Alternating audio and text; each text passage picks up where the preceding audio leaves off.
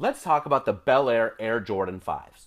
These are actually the 8th pair of Air Jordan 5s that have been released in 2013, and we have a few more pairs coming out during the holiday months. This year, we already got 2 pairs of Fire Reds, the Grapes, the Black Grapes, the 5s from the Fear Pack, the Dorenbecher 5s, 3 Lab 5s in teal. These are the 8th pair of 5s to come out. In just a couple days, we have the Laney 5s. We also have the Oreo 5s coming out on Black Friday. Nike's confirmed another pair of 3 Lab 5s in infrared to come out in the holiday months, and we may even get the Shanghai Air Jordan 5 to release stateside. Who knows? But what we definitely know is 2013 has been the year of the Air Jordan 5. And now back to this pair, the Bel-Air edition. They were inspired by the Fresh Prince of Bel-Air. That show aired from 1990 to 1996. And remember, the Air Jordan 5 was first released by Nike in 1990. Will Smith always rocked Air Jordans and really cool Nikes during that show. And he wore the Air Jordan 5 a lot. In fact, in the opening credits, when he's rapping, he's wearing a pair of black and metallic silver Air Jordan 5s. But I always remember Will Smith rocking the Grape 5s during the show.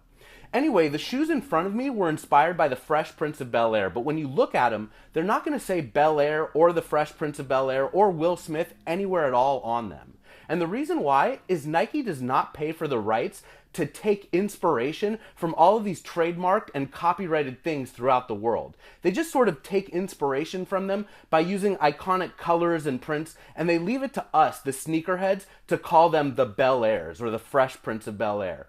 But it's a real wishy-washy line because Nike has so much control when they're releasing a shoe. They'll send a few pairs here or there, and they may dub them the Bel-Air or the Fresh Prince of Bel-Air, and that's how the nicknames come about. In fact, with this shoe, Nike went all out and there was a whole pack of Fresh Prince of Bel-Air inspired shoes, and they even created a fictitious room from the 90s with bright fluorescent colors. There was a Nintendo Entertainment System in there. It was a room reminiscent of the era when these shoes were released. Now, what about these shoes is like the Fresh Prince of Bel-Air? Well, when you look at them, the colors on them, in particular the 23, the different colored Jumpman logos on the tongue, these are going to be the colors that are on the logos and the actor's name during the opening credits of the show. Look closely, and while Will Smith is rapping, it's going to say Fresh Prince of Bel-Air in colors very similar to these Jumpman logos, and also very similar to the number 23 on the uppers on the heels of the shoes.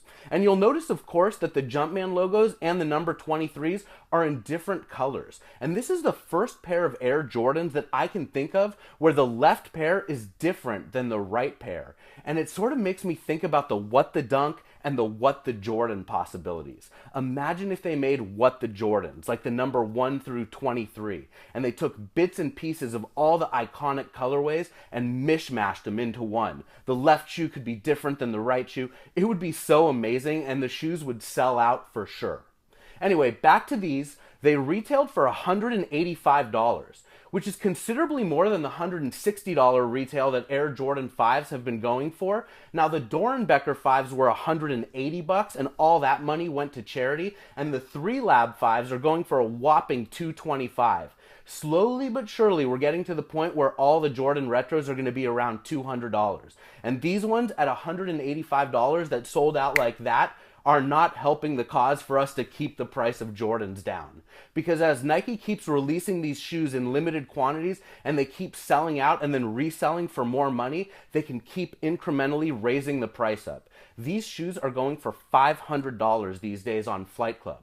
The grade school pair over here retailed for $125, but on Flight Club, they're already going for $350 to $400. And then over here, the itty bitty preschool ones retailed for $75, which is crazy. Preschool shoes for $75. A kid could wear this shoe for maybe a couple of months and then would outgrow them. And they're selling on Flight Club for $150.